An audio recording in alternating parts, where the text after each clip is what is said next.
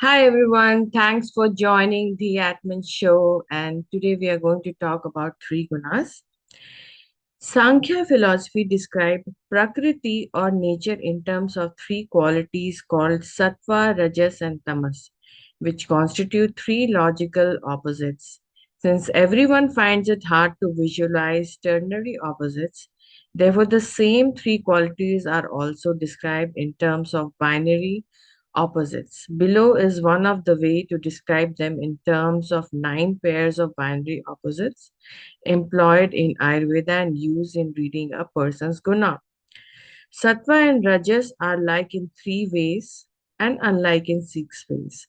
Rajas and Tamas are like in three ways and unlike in six ways. Sattva and Tamas are like in three ways and unlike in six ways. As long as we use power of three pairs, 3, 9, 27, 81, we can describe three gunas as binary opposites. However, the guna are not these opposites. These are just convenient ways to describe them. The same guna can be described in terms of a greater or lesser number of opposites.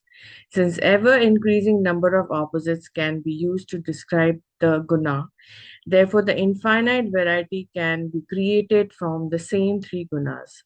The Vedic texts describe how infinite universe are produced from three guna.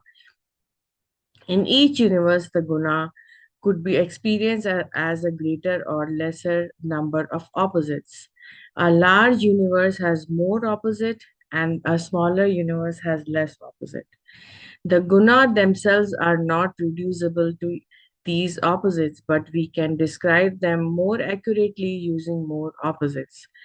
Under binary logic, if one opposite is true, then the other opposite is false. The true opposite must exist and the false opposite must not. However, in ternary logical system, both opposites exist although not in the same thing. We cannot call the guna binary opposite because they are alike in some ways and unlike in other ways. Even the binary opposites are qualities rather than quantities such as 1 and 0. In the above description of guna, for instance, we have used 9 types of ones and zeros. Since we can expand this to power of 3 pairs of opposites, therefore there are literally infinite types of ones and zeros. Binary logic is thus infinitely inadequate to deal with this problem. Although in a given case we can selectively use binary contrast to distinguish between qualities. That distinction cannot be called universal truth. Each type of binary opposite can be loosely called a dimension. The opposite sides of dimension representing the opposite ends of a duality. Since the guna can be represented in terms of greater or less dualities, hence the same thing can be described in terms of greater or lesser dimension. 3 in is the minimum number of dimension, but as we dwell in the greater variety, we need an increasing number of dimension to fully understand the complexity. The extra dimensions are not necessarily hidden or invisible, but we need more developed sensory, mental, and intellectual ability to perceive them. Higher dimensions have been used in physics too, as fourth, fifth, or sixth dimension. Each dimension is a different quality, but that is not true for guna. There are only three qualities, but they can known to greater or lesser precision. Greater precision requires more opposites. Lesser precision requires fewer opposites. A subtle reality needs greater opposites. A gross reality needs lesser opposites. When we say that mind is subtle reality and the body is gross reality, we are talking about the fact that the body is a simpler understanding of the mind and the mind is a more complex understanding of the body. Thereby, it takes a long time to infer the nature of the mind from the body, but it takes a shorter time to infer the nature of the body from the mind. The simple thing that is the body is produced from the complex thing that is the mind. The infinitely complicated Prakriti is primordial. The less complicated mind and body produced from Prakriti are subsequent. We cannot create complexity from simplicity. We create simplicity from complexity by progressively hiding the complexity to simplify it. Krishna, the origin of everything, is the most complex subject, and everything else expand from him is, relatively speaking, less complex. The less complex is produced from the more complex. The less complex is a part of the more complex. The more complex produces the less complex by hiding the complexity to create simplicity. The more and less complex things are persons. The less complex person tries to simplify the more complex person and fails to understand him or her. Since everyone is less complex relative to Krishna, therefore nobody can fully understand Krishna, but everyone can become a more complex person to understand the most complex person better. This is called simple living and high thinking. Simple living means taking our minds out of the world. High thinking means focusing the mind on Krishna. The latter cannot be done without the former. The simplicity of Vedic system is deceptive. Since everything produced from the Prakriti can be described in terms of three qualities. Hence, everything is simple. We need three qualities to describe everything, but since the three guna can be enunciated in terms of infinite binary opposites, therefore everything infinitely complex. The simple description of Krishna says that he is complete form of Sat Chit Ananda. Every other person is a partial form of Sat Chit Ananda. This is precisely like saying that every material thing is partial form of Sattva, Rajas, Tamas, while Prakriti is the complete form of Sattva, Rajas, Tamas. Therefore, we can say that God is Sat Chit Anand. But if you ask what each of these words means, then we have to use many triads. I have earlier used many such triads in my writing, such as relation, cognition, emotion, right, truth, good, ethos, logos, pathos, justice, truth, and beauty, practice, theory, and result. This is not an exhaustive list. It can be exhaustive, but as we use more triads, we understand Sat Chit Ananda better, just like we understand Sattva, Rajas, Tamas better by using more binary opposites.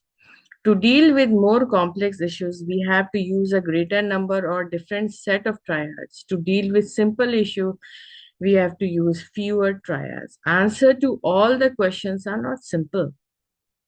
However, the foundation of everything is seemingly very simple.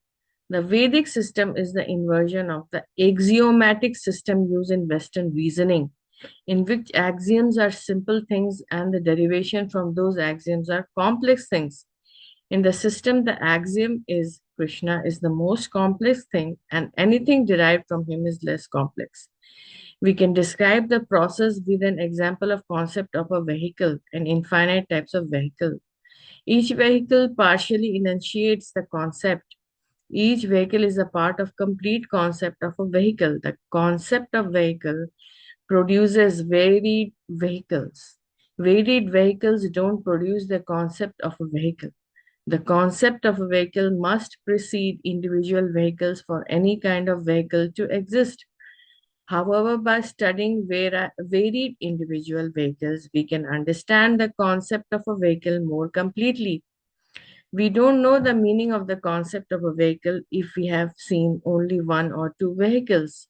Seeing more type of vehicles will not tell us something other than the concept of a vehicle. It will simply tell us more and more about the concept of a vehicle. Our idea will get richer and more nuanced with the passing of time.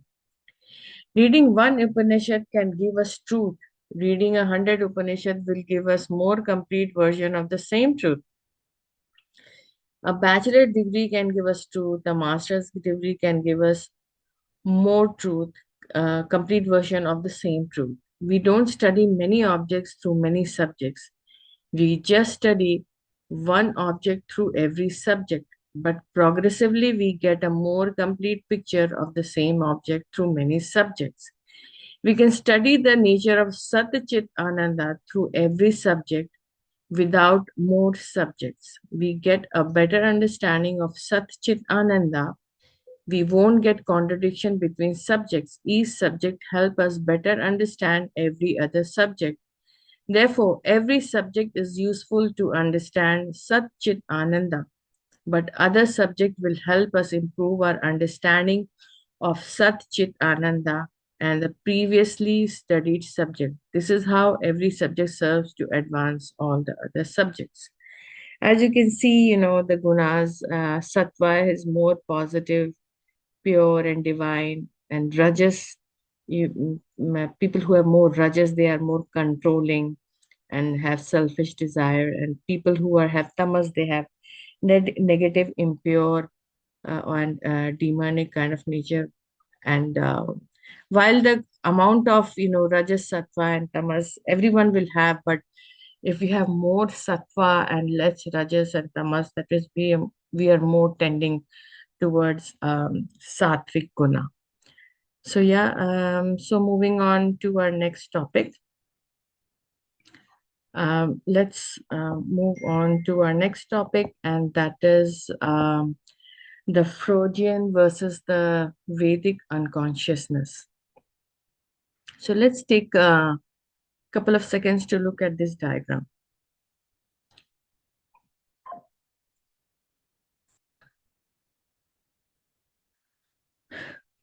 So, two descriptions of unconsciousness. The initial thesis of Freudian psychoanalysis and the Vedic philosophy are similar, that our surface behaviors are the result of a deeper unconscious reality. The person in both cases is described hierarchically, example as an iceberg, with only the tip visible, while most of its reality is submerged. But there are numerous differences in the process of how the unconsciousness is created. The process is repression in Freudian theory and its expression in Vedic philosophy. The biggest difference lies in the description fear and desire. In Freudian theory, desire is internal and fear is external. In the Vedic philosophy, fear is even deeper than desire and causes the desire.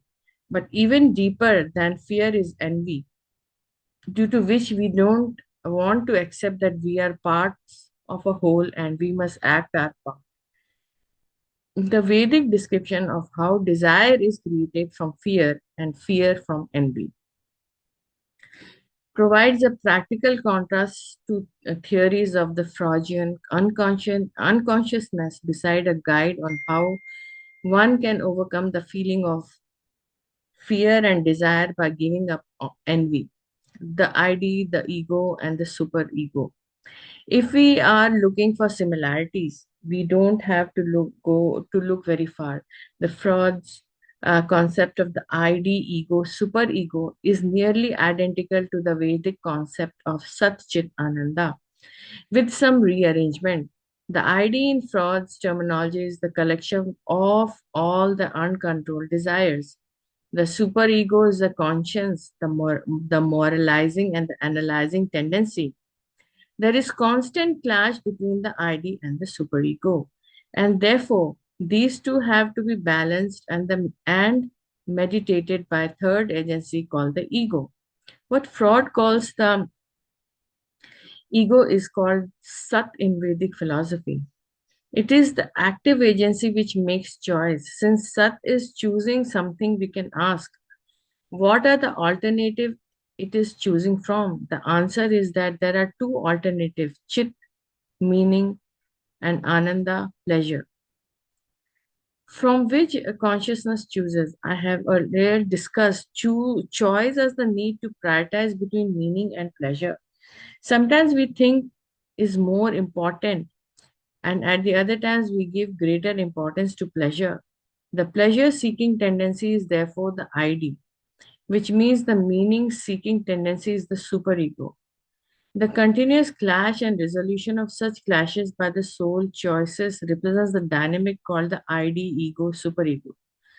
Subsequently, we discuss how pleasure creates the feminine, where meaning creates the masculine. We can say that ID is feminine and the superego is masculine. Be careful not to equate masculine to male or man. Similarly, do not equate feminine to female or woman. These are technical terms, not to be confused capriciously. Thus, there can be a feminine male who is pleasure seeking and lives without care. Conversely, there is can be a masculine male who is responsible and analyzes situation carefully to avoid mistakes. These two kinds of men are dominant in ID and superego, respectively. That is, their ego or their choice making ability prefers pleasure over meaning or meaning over pleasure, respectively. In an earlier article, I described how the pleasure and meaning seeking tendency exist in all living bodies as the downward moving IDA and the upward moving Pingala, respectively. Similarly, the superego, the moralizing and analyzing tendency, takes one from impulse pleasure tendency to well reasoned and meaningful objectives. Conversely, the idea or the uncontrolled desire push a person down towards pleasure, even disregarding what kind of harm might come one's way as an outcome. That there is hence considerable initial conceptual synergy between the ID, ego, superego, and Sat Chit Ananda description. Man is an animal in Freud's system. One of the flaws in Freud's thinking was to equate the superego to something which society imposes upon us and which we have imbibed and internalized to conform to social expectations. Fraud idea is that ego is partial towards the ID or the pleasure seeking tendency, quite like animals. However, unlike the animals which are able to live life of unrestricted and unconstrained pleasure, humans are constrained by the laws and norms of good behavior defined by the society. Freud doesn't delve into why society would come up with such norms in the case of humans when the animals haven't done the same. In other words, he doesn't seek the origins of human morality, and by not asking this question, Freud leaves the door open to the idea that man is just like animals with some extra rules. The primary legacy of Freud's work is that most people emerge from his psychoanalytic approach believing that humans and animals who have been caged by society and all psychological problems are the result of putting the animals in a cage. So many people have come to conclusion when Freud did not seem to have explicitly articulated such a view, although he did not do anything to prevent the incidence of such a view. The point is made, Freud follows Charles Darwin, who had pronounced that judgment that man is an ape by not resisting the idea. Freud appears to have upgraded the view to man is a sick ape. Freud's flaw lies in using the study of mental sickness to define the working of a healthy mind, rather than using a grasp of the healthy mind to diagnose the nature of the sickness. The creation of unconsciousness. Another big difference between Freud ideology and the Vedic description lies in the creation of the unconsciousness. In the Freud view, the unconsciousness is created primarily due to repression of the desire. In Vedic philosophy, the unconsciousness is created due to the expression of the desire. The difference between the two arises due to different understanding of the unconsciousness. In Vedic philosophy, unconscious is the guna or the three modes of nature which exist as the habits of meaning and pleasure. Every time a habit is expressed, the habit is reinforced. If therefore one has to overcome the effects of the unconsciousness, one has to stop the expression of habits so that their effect will eventually wane away. Every time a desire to express a habit arises, if the habit is suppressed, then after some time a new habit will be formed. In fact, the best way of overcoming past habit is the formation of new habits. In Freud's view, the unconsciousness is the byproduct of repression of what was previously in the consciousness. For example, if society looks down upon extramarital relationship, the desires would be suppressed and then later expressed as sexual activity in other forms. Freud called this transference. He recommended approach to curing mental problems is first to discover all repression through dream analysis and free association, in which you are prompted for a symbol and you explain its meaning. Once the unconsciousness has been discovered, Freud argues it should be given a free rein in order to heal a person. There is a truth in Freud's idea about the suppression of desire because ultimately a living entity has desires, primarily of meaning and pleasure. The question is how should these desires be expressed? There are legitimate expression of desires and there are illegitimate expression of desires. Overcoming the unconsciousness involves sublimating the desire from illegitimate to legitimate ways, thereby forming new habits such that the old habits would automatically die down. If, however, the desires are given a free rein in illegitimate ways, they would strengthen and create additional problems. The difference between Freud and Vedic philosophy therefore originates in their different views of unconsciousness. If you have desires, why are my desires different from yours? Properties of the soul. However, they are habits which have been acquired due to past repetition and can be given up to, if those repetitions were stopped. These habits exist in an unmanifest form, that is, as possibilities for choice, and they manifest as choices. If these desires are suppressed, they will manifest in other ways, as Freud correctly diagnosed. However, the solution to the transference is not to give all desires a free rein, but to find the correct avenues for expressing one's desire. For example, a desire for violence has some legitimate expressions such as nations, defense, or law enforcement. There are also partial legitimate expressions of this desire, example, it's playing contact sport. Finally, there are illegitimate expression of the desire in domestic and civilian violence. No desire is invalid, but there are correct and incorrect avenues for the expression of desires. The misinterpretation of unconsciousness. Many so called spiritual teachers have employed the principles of psychoanalysis to teach people that it is okay to let go of one's inhibition imposed artificially by society. These views have dominantly arisen in the West, where the need for individualism is prioritized over the rules of socially acceptable behavior. People have been taught that these social rules are coming from religious traditions which created social norms in order to subjugate the population according to God's commandments, although the God is not helping them find the happiness they need.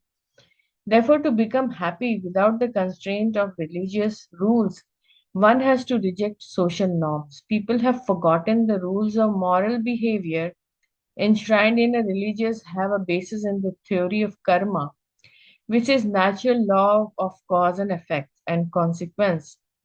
God doesn't directly participate in the natural law. However, the consequence of actions are delivered through demigods who administer the universe. These administrators are quite like the bureaucrats in the government who punish those who violate the laws of a country. The difference is that criminal may escape the punishment of a government, but no criminal goes unpunished by by the natural moral law. It is therefore incorrect to presume that social norms are just cultural restrictions. They may have expressed previously according to culture, and some of these rules may be irrelevant now. But there is indeed a natural law that determines the legitimate and illegitimate expressions of desire. Letting go of one's inhibition and doing whatever one wants invites karma, the result of which will be that person would be placed under even more severe restrictions, such that the desire would be even less fulfilled, thereby causing even more repression and transference. The problem of repression and transference, therefore, originates in giving desires a free rein. The genesis of material fear. The origin of what Freud considers socially hemming of individual desires is actually a consequence of karma due to which a person is unable to fulfill their desire. Living entities are not free to do whatever they want. They are, of course, social structures which normatively prohibit a person from doing many things. But quite aside from such norm is karma, which creates the opportunities in which one can fulfill their desires. If the relevant karma is missing, the opportunities are not available. We can blame social laws for the lack of such opportunities, but the laws are only normative and not preventative. That is, they are telling you that it is bad to do something, they are not preventing you from actually doing it. Karma, however, prevents a person from fulfilling their desires by limiting the opportunities in which such desires can be fulfilled. For example, a person's desire to find a loving partner may be frustrated when he or she only meets incompatible prospects due to previously created karma. There is hence desiring and deserving, whether the latter is produced as a moral consequence of our actions. One of the main cause of repression of desire is the frustration of desire. For example, if someone has experienced failed marriages, they would naturally imbibe a fear of marriage.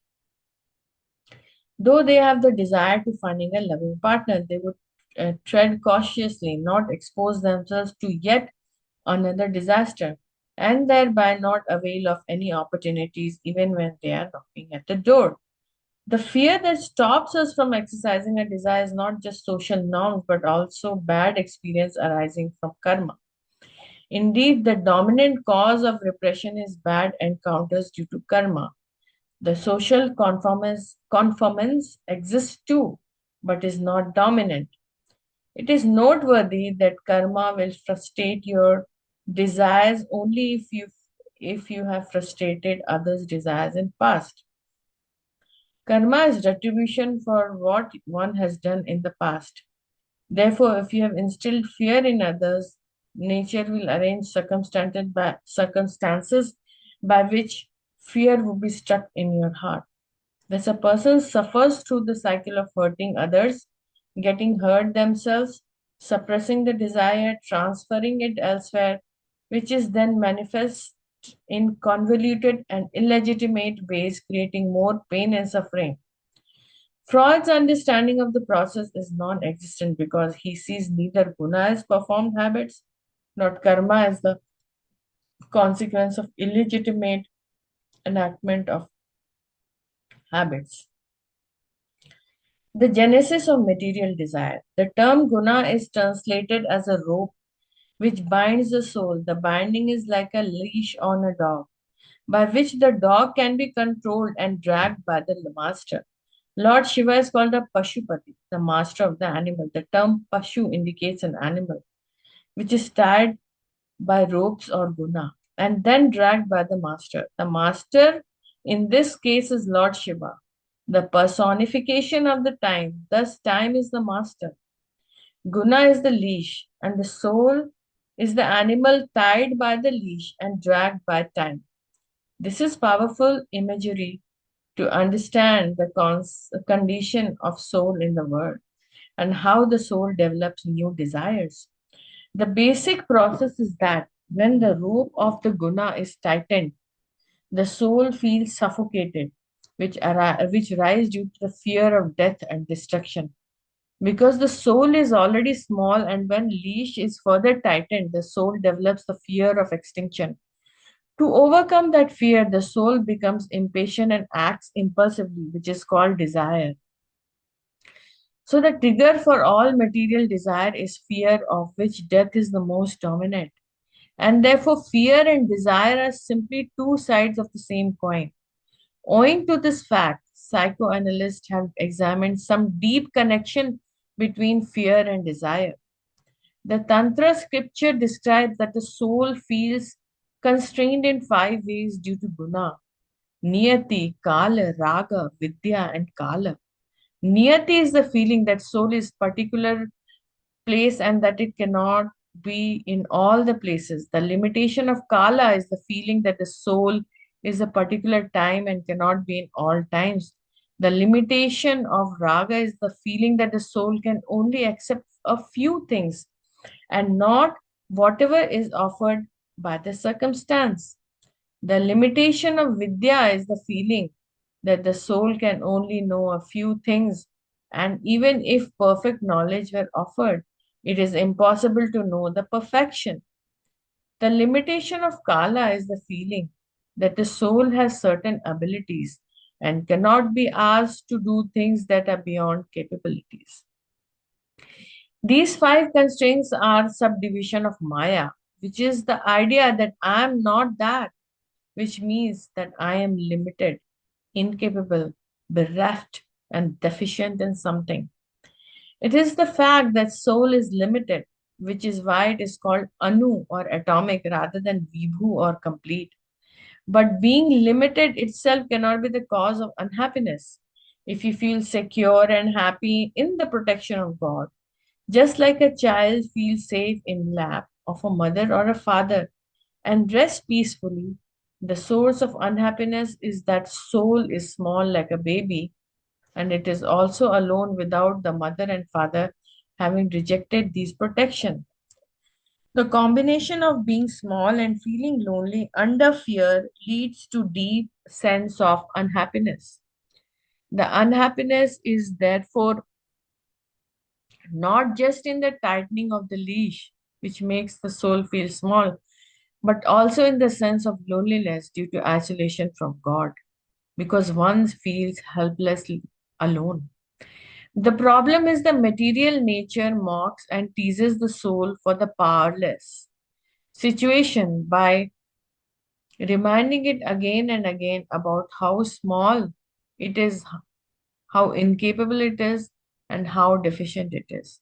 The soul is baited by material nature through provocation and incitement, and this creates anger and fear in the soul. Once the fear and anger is created, the soul is motivated to get up and fight these limitations, as if to teach those who are mocking it a lesson. The passion and the anger to get up and fight against the mocking and teasing is called material desire. The mechanism of desire.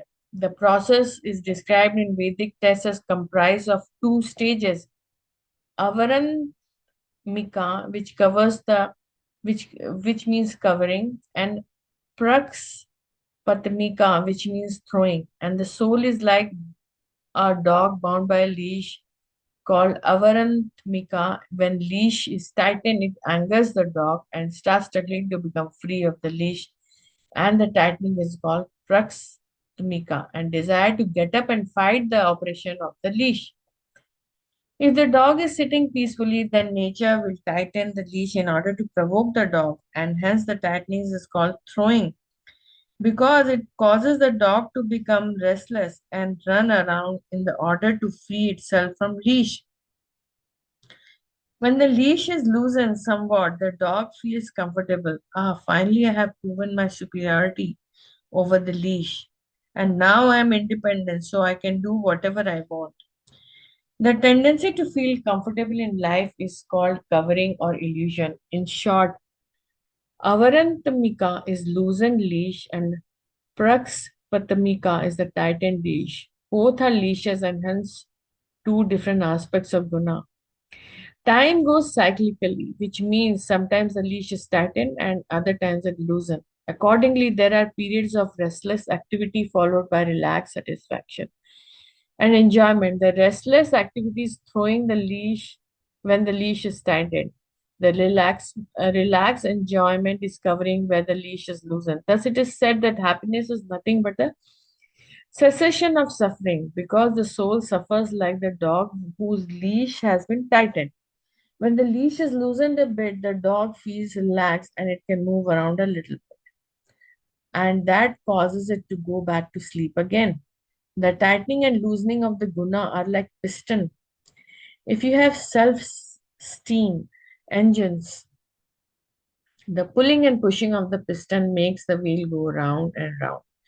Time is that force which causes the piston to push and pull, like a horse rider who pulls and relaxes the reins on a horse in order to make it run in a race.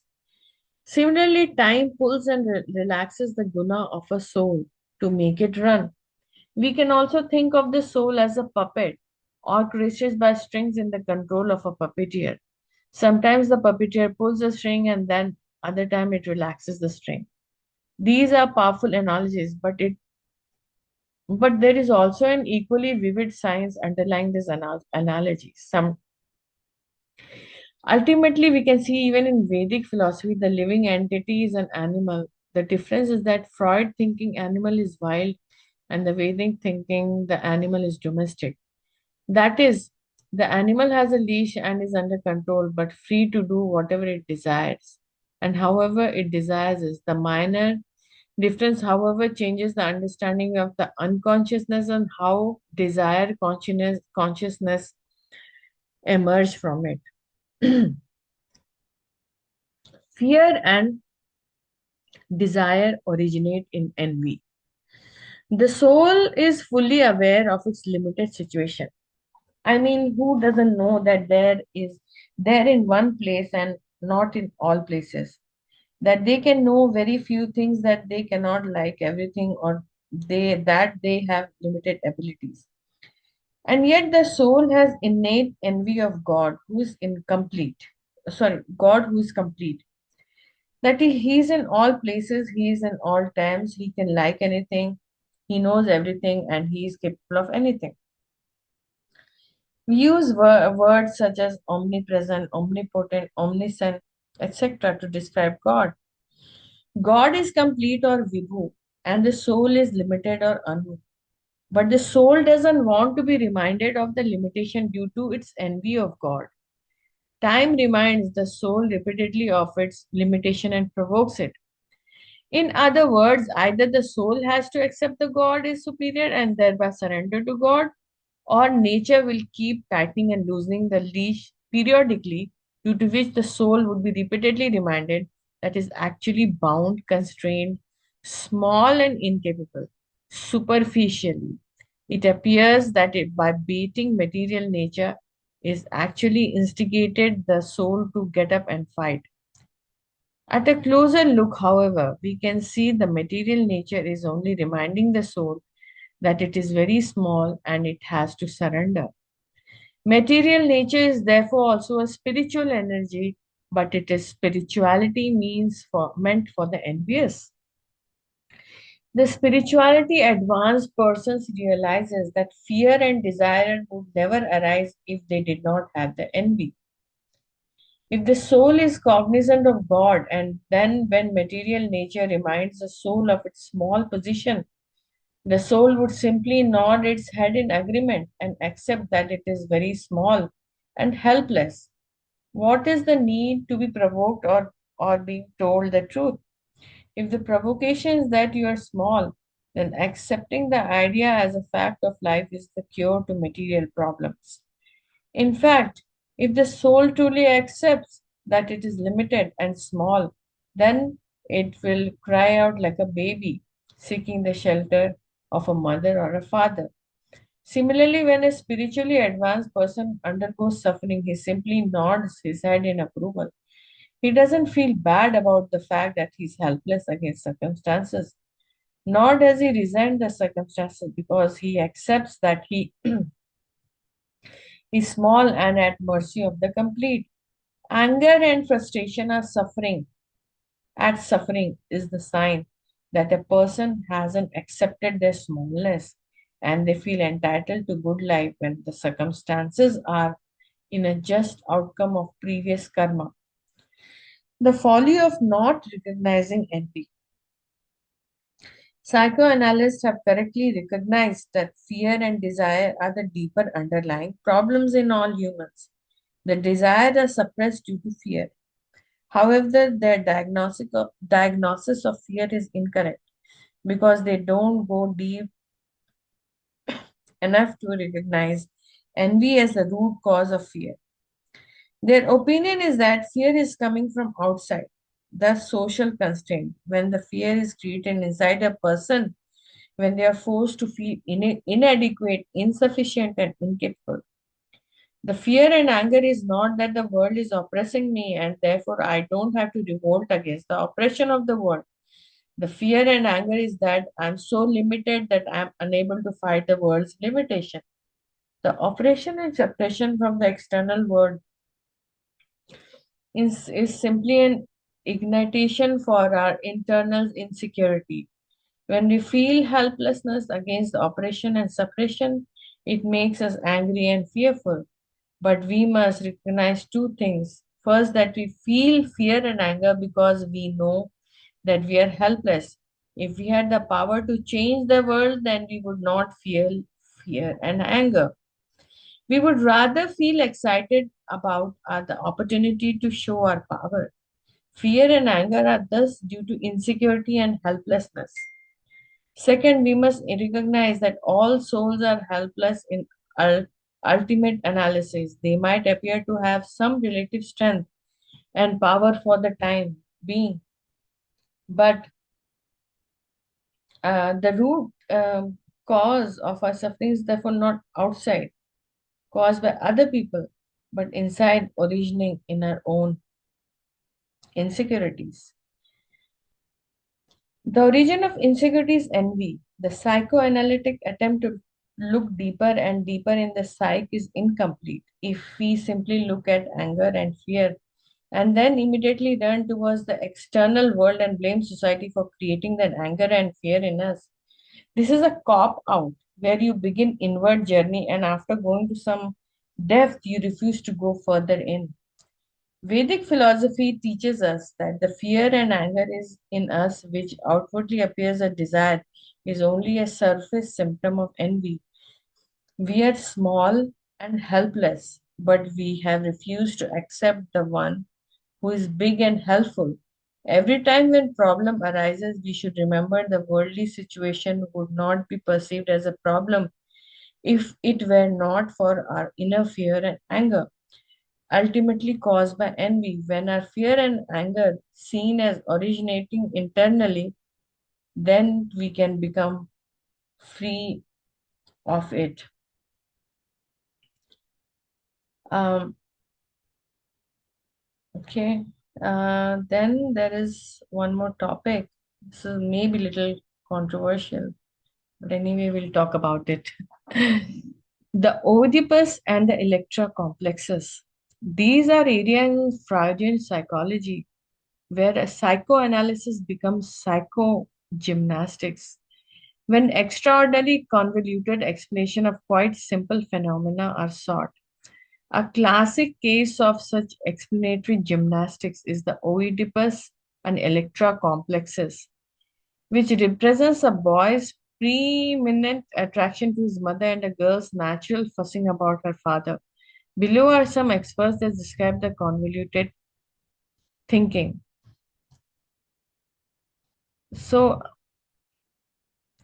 how consciousness has four basic archetypes: female, masculine, male, and female, which are paired together as complementary companions.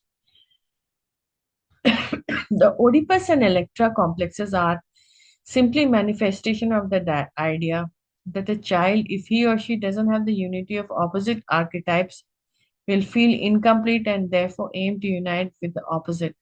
This unity, however, it is not due to a boy's envy of his father or due to a girl's envy for her mother. It is possible that if a boy has a greater feminine tendency while the mother is more masculine relative to the father, then the boy would be attracted to more to the father. Freudian psychoanalysis analysis is a symptomic or the problem that Freud carefully observed numerous human psychological phenomena and then contrived that explanation in a way that most of them turned to be excessively complicated and false, while the simplest explanation that could actually demystify a number of difficult phenomena is neglected. The relation to impersonalism. The impersonalist philosopher recognizes that the root of our suffering is fear, anger, and desire. But he refuses to see that these arises due to envy. Of course, the impersonalists don't immediately run outward like Freud, looking for an excuse for our fears and repression. In that sense, impersonalists are better than psychoanalysts because at least they recognize that the fear, anger, and desire inside us is an innate problem, not a problem caused by external circumstances. Nevertheless, the impersonalist inward journey is also incomplete because they aren't able to realize that origin of fear lies in envy. The impersonalist therefore recognizes that fear, desire, and anger are the root cause of suffering, and he practices freedom from them.